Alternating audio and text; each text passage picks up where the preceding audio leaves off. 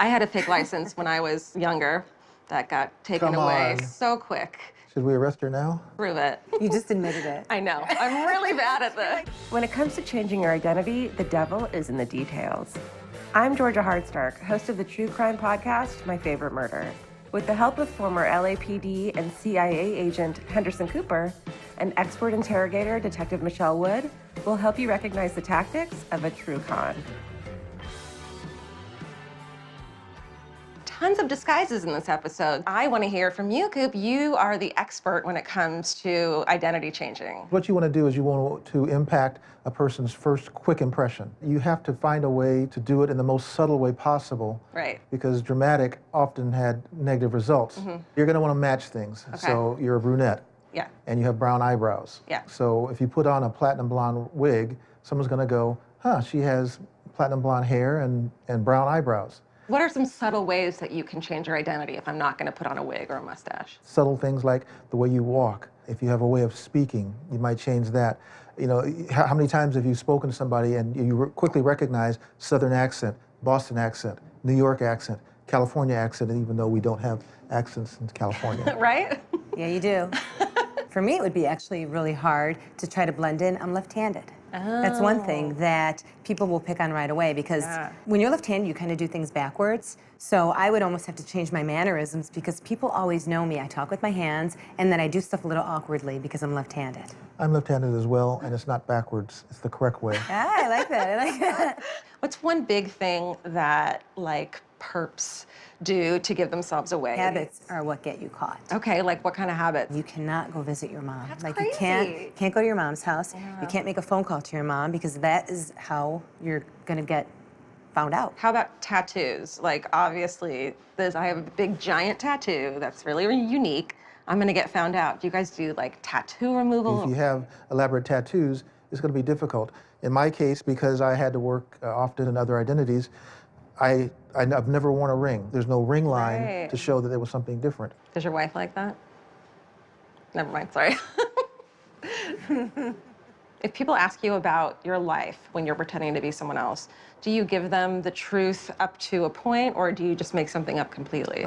One of the things you don't want to do is have such an elaborate lie that there are details that you have to remember and can be easily tripped up. I can remember coming in through customs, and the address on my ID had me in DuPont Circle in Washington, D.C.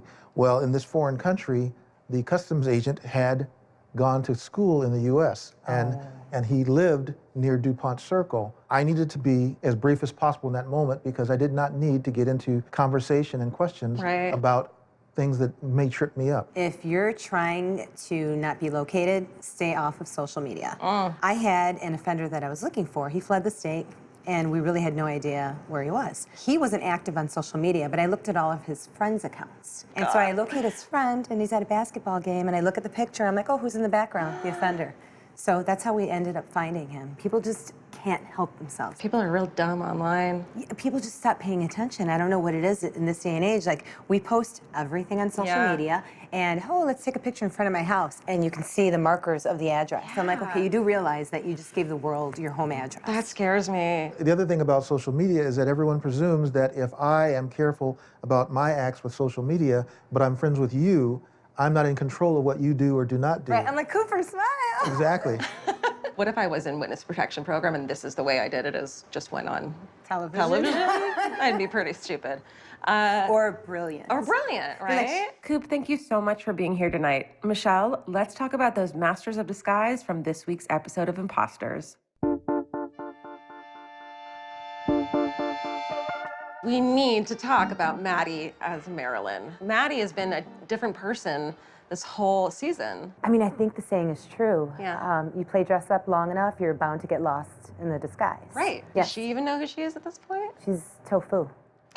She can blend in with whatever Exactly. happens. You know, a very smart woman once told me that each of us has an authentic self. Sometimes we lose touch with it, right? But the trick is, you have to find it. Sure, but how do you find it if you didn't know what it was to begin with? And the second moment, the second disguise, was Max turning into the Doctor. How amazing was that? So cool. And who knew? I feel like they were setting it up this whole season and I didn't even catch it. Well, now that I'm looking back at it, I'm like, okay, he doesn't want to be the person that has to answer to the Doctor anymore. He wants to be the one in charge. So I think there's multiple motives for him actually going into disguise as the Doctor. How can I help you, sir? Yes, I'd like to open my safety deposit box. Time to cash that treasury bond and go on that Alaska cruise I keep talking about. Of course, Dr. Hull. They even took the fingerprints. He has his fingerprints. That's so creepy. Yes, They've been planning this for a while. Yes. And the fact that this is ending now, I'm like, what am I going to do with my life? Right? Start over from season 1. Yes. Dressed as Marilyn. Ooh.